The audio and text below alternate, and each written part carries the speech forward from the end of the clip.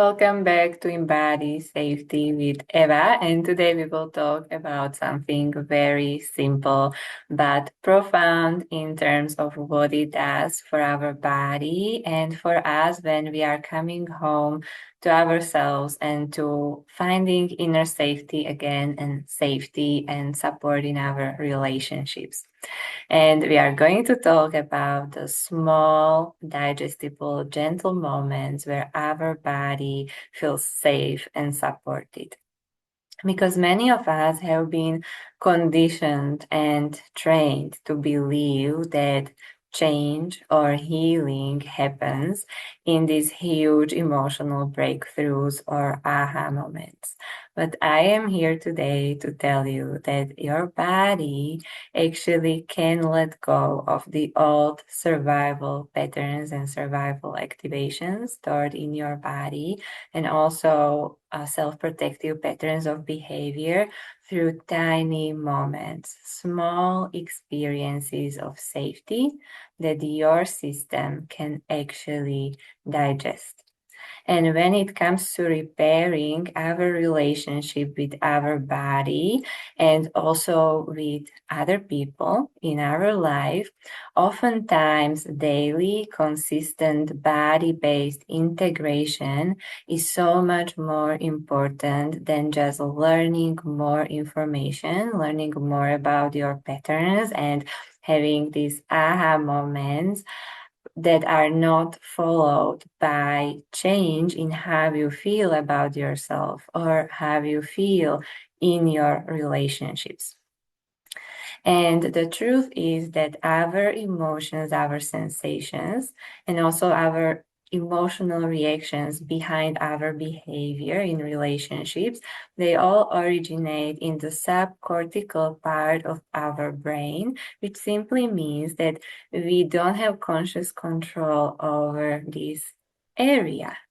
And that's why your body learns safety not through figuring it out or analyzing it or learning more, but through tiny moments, through tiny experiences of safety, love, support, and connection. So we will break this all down today, because when we try to change, we often try to change by creating even more pressure in our system. We say to ourselves, just stay calm, don't react, do better. Why are you still doing this? And perhaps you've noticed in your own life that our body braces against the pressure we put on ourselves, even though our intentions are good. And that's why today I'm going to introduce two extremely simple practices, and they are more ways of being with yourself than anything else, because our body actually is not waiting for us to perform or do something correctly. Our body is waiting for us to slow down and be present with ourselves. And it is waiting to feel safe with us. And our body needs us to check in often and notice how we feel without expecting a specific result. And that's what we are going to learn to do today. So when we create these small spaces throughout our day where we simply come to our body and we stay with our body with the intention to listen and to create space for our body's cues to unravel, we are teaching our system that I am here with you, and it is safe to feel and also safe to stay.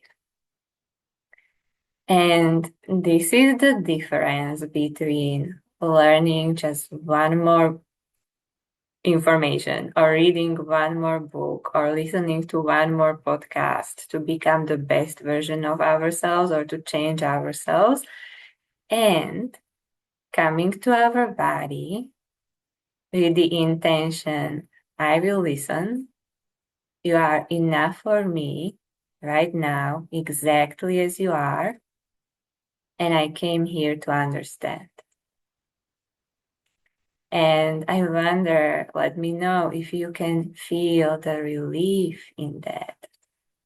This intentional presence and intentional connection or connecting with your body and your system in and of itself starts to melt the survival state, the survival activation, the stress responses in our body, and all those patterns that we take on in order to protect ourselves. So today I wanted to share two very simple practices, but very profound in terms of what they do for our body, because they are offering our system digestible moments of safety that are also meaningful enough to actually change how we relate to ourselves, but also then later on how we relate to others in our life, our loved ones, our children, our partner. So the first practice I wanted to do with you today is safe to feel check-in. And these tools help us to gently build our emotional capacity without overwhelming our system. Because we were never really taught, the majority of us were never really taught how to listen to our body. We were taught how to manage, how to analyze, how to fix, and how to solve. But our body speaks in sensations like warmth, pressure, bracing, impulses, changes in our heart rate, changes in our breath.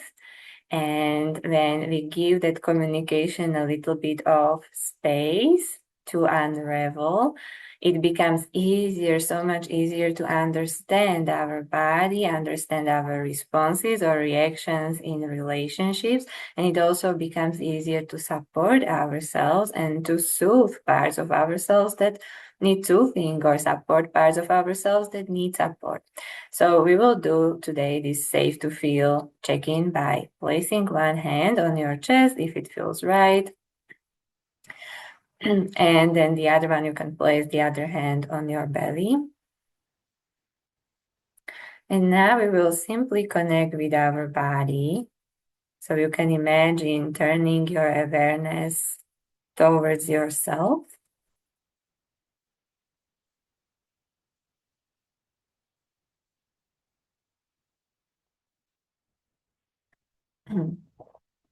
With the intention to see what's here right now.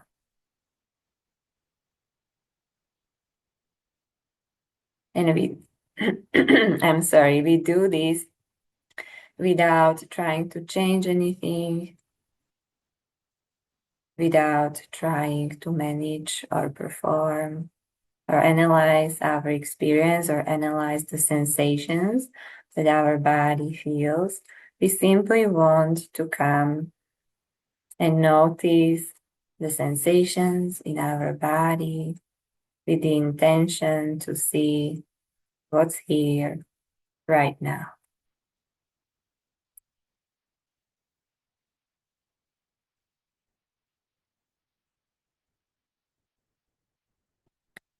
And you perhaps notice tension in your shoulders or warmth in your chest.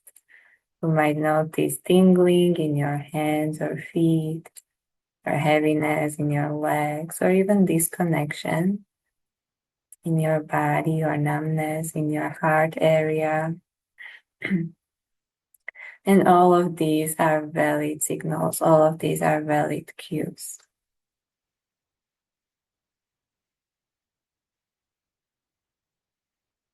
And when we create enough space in our body to be present and to let these sensations and cues unravel, our body knows how to process them. And this practice over time reduces emotional overwhelm, and it also helps us to create that safe bond or secure connection, in other words, with our bodies, with ourselves. And by doing this, we are also communicating to our system that I can feel this, and I am safe. I can feel and I can stay. I don't have to disconnect from myself when I feel sensations in my body. Okay, and then the second practice I wanted to share are simply moments of stillness. Because again, for many of us, quiet and stillness feel uncomfortable, not because we are bad at relaxing, but because for many of us, stillness or quiet happened moments before we were emotionally abandoned or forgotten, left behind, or left alone. For others, moments of stillness or quiet happened when your system went into collapse or shut down, where you simply didn't have energy left in your body to cope with your environment. And also, our culture mislabels stillness or quiet with passivity, with being unproductive or with being lazy, and that's why we tend to avoid it at all costs. But the real stillness, real safe stillness, that's something beautiful for our nervous system because it offers us moments where nothing is required of us and nothing is required of our body. We are not required to perform or to change or to tend to someone else. And that's why we want to bring in just a couple of moments. It can be a couple of seconds or a minute of stillness. And how you can practice this. You can practice this as you transition from one place to another or one activity to another. So for instance, when you come home from work, you can give your body a couple of moments, a couple of minutes of presence and stillness where you don't distract yourself. So you don't listen to music, you are not on your phone, there is no agenda. We are just letting our body notice the quiet while staying connected with ourselves. We simply let our system and let ourselves to be.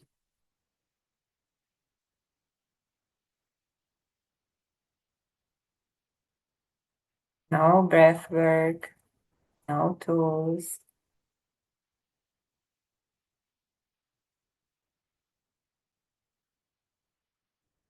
And in this quiet, in this stillness that you can hear in between my words right now, we can integrate the day. Our body can release the tension. Our system can reorganize itself. And we can come back home to ourselves from hypervigilance. And we want to offer ourselves these moments of stillness and quiet because our body can't integrate when it's feeling overstimulated or overwhelmed. Okay, and if you followed along today with me, good job. This is everything I prepared for us for this week. Let me know how your practice goes as you keep incorporating these ways of being with yourself into your day, into your weeks. And I will also link other resources below. And I will see you next week.